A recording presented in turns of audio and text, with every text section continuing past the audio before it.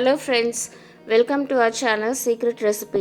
இந்த சேனலுக்கு எல்லோரும் லைக் பண்ணுங்கள், ஷேர் பண்ணுங்கள், சப்ஸ்கிரைப் பண்ணுங்கள், கூட பெல் ஐக்கானை கிளிக் பண்ணுங்கள். ஸோ தட் என்னோடய நோட்டிஃபிகேஷன்ஸ் எல்லாமே உங்களுக்கு வந்துடும். இன்றைக்கி நம்ம செய்ய போகிற டிஷ் காலிஃப்ளவர் ஃப்ரை. இதுக்கு தேவையான இன்க்ரீடியன்ட்ஸ் காலிஃப்ளவர், கார்ன்ஃப்ளவர், அரிசி மாவு, இஞ்சி பூண்டு paste, soya sauce, tomato chilli sauce, மிளகாய்த்தூள், கரம் மசாலா, மிளகுத்தூள், சீரகத்தூள், உப்பு, ஆயில். இப்போ ஒரு காலிஃப்ளவர் எடுத்திருக்கேன். சின்ன சின்னதாக ஒரு ஃப்ளவர்ஸை கட் பண்ணி வச்சுருக்கேன். இப்போ அடுப்பில் சுடு தண்ணி வச்சுக்கிறேன். காலிஃப்ளவர் இந்த சுடு தண்ணியில் போட்டு நம்ம கொஞ்சம் நேரம் 10 நிமிஷம் வச்சு எடுத்துக்கலாம். இப்போ தண்ணி சூடானோன்னா நான் அது காலிஃப்ளவர்ஸ் எல்லாம் அதில் போட்டுட்டேன். இப்போ அது கூட கொஞ்சம் உப்பு போட்டுக்கிறேன். உப்பு போட்டுட்டு 1 டீஸ்பூன் மஞ்சத்தூளும் கூட சேர்த்துக்கிறேன். இப்போ அந்த சுடு தண்ணியில் ஒரு 10 மினிட்ஸ் அப்படியே இருக்கட்டும். மூடி போட்டு மூடி வச்சிடுறேன். ஒரு மிக்சிங் பவுல் எடுத்திருக்கேன். அதில் 2 tablespoon cornflour, 1 tablespoon அரிசி மாவு, 1 teaspoon ginger garlic paste, 1 teaspoon சீரகம், 1 டீஸ்பூன் மிளகுத்தூள், காரத்துக்கு ஏற்ற மாதிரி chilli powder, garam masala 1 teaspoon,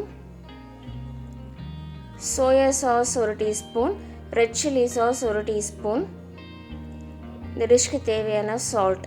இதெல்லாமே மிக்ஸ் பண்ணிக்கலாம். கொஞ்சம் தண்ணி ஊற்றி இதெல்லாமே மிக்ஸ் பண்ணி எடுத்து வச்சுக்கலாம். இப்போ இந்த ஸ்பைசஸ் எல்லாமே நம்ம மிக்ஸ் பண்ணியாச்சு. இது கூட நான் காலிஃப்ளவர் எடுத்து வச்சுருக்கிற காலிஃப்ளவர்ஸை இது கூட சேர்த்து அதையும் நல்லா கலந்து விட்டுக்கலாம். எல்லாம் ஒன்றா மிக்ஸ் பண்ணி விடுங்க, ஈவனாக மிக்ஸ் பண்ணி விடுங்க. அந்த மசாலாஸ் இந்த காலிஃப்ளவரில் நல்லா கோட் ஆகணும். இப்போ நம்மளோட கோட்டிங் முடிஞ்சது. இது ஒரு 10 மினிட்ஸ் அப்படியே நம்ம மூடி போட்டு வச்சிடலாம். இப்போ அடுப்பில் ஒரு பேன் வச்சுருக்கேன். அதை டீப் ஃப்ரை பண்ணுற அளவுக்கு நம்ம ஆயில் ஊற்றிக்கலாம். ஆயில் ஹீட் ஆகிட்டுருக்கு. இப்போ ஆயில் ஹீட் ஆயிடுச்சு. இப்போ நம்ம அந்த கோட்டிங்கை இதில் ஆயிலில் போட்டு நம்ம ஃப்ரை பண்ணி எடுத்து வச்சுக்கலாம். ஒன்றா போடுறேன். நீங்கள் ஒன்றா தனித்தனியாக போட்டுக்கோங்க, அப்போ தான் நல்லா அதை ஃப்ரை பண்ண முடியும்.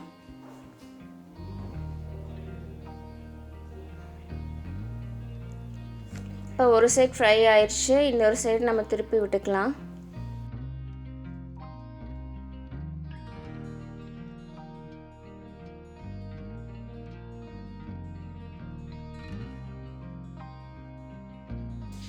அந்த சைடும் நல்லா டீப் ஃப்ரை ஆகட்டும்.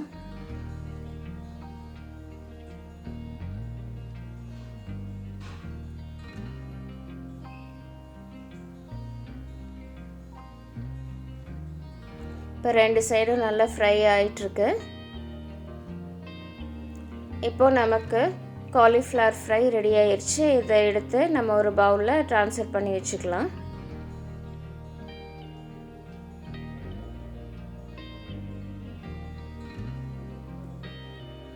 ஃபர்ஸ்ட் பேட்ச் இப்போ நமக்கு ரெடி ஆயிடுச்சு.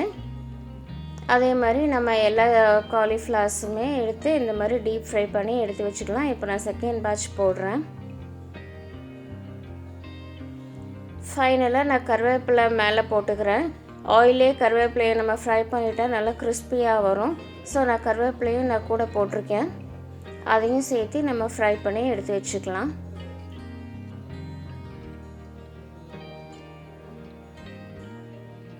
இப்போ கருவேப்பிலையோட நமக்கு காலிஃப்ளவரும் நல்லா டீப் ஃப்ரை ஆயிடுச்சு.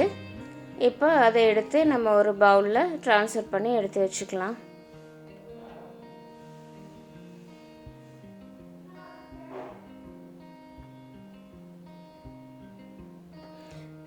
இப்போ அதை ஒரு பவுலில் மாற்றி வச்சுட்டேன். ஃப்ரெண்ட்ஸ், இந்த டிஷ் எல்லாருமே ட்ரை பண்ணி பாருங்கள். இது ரொம்ப சிம்பிளான டிஷ். ஈவினிங் ஸ்நாக்ஸுக்கு சூப்பராக இருக்கும். இது எல்லாருமே ட்ரை பண்ணி பாருங்கள். உங்கள் கமெண்ட்ஸை ஷேர் பண்ணுங்கள். Stay home, stay safe. Thank you. பாய்.